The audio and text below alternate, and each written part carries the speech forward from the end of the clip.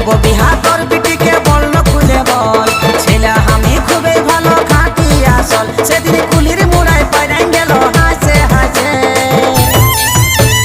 বয়স আমার বেশি নাই শুন গো গোলাপির মাই চুল কটা পাইকে গেছে বাতাসে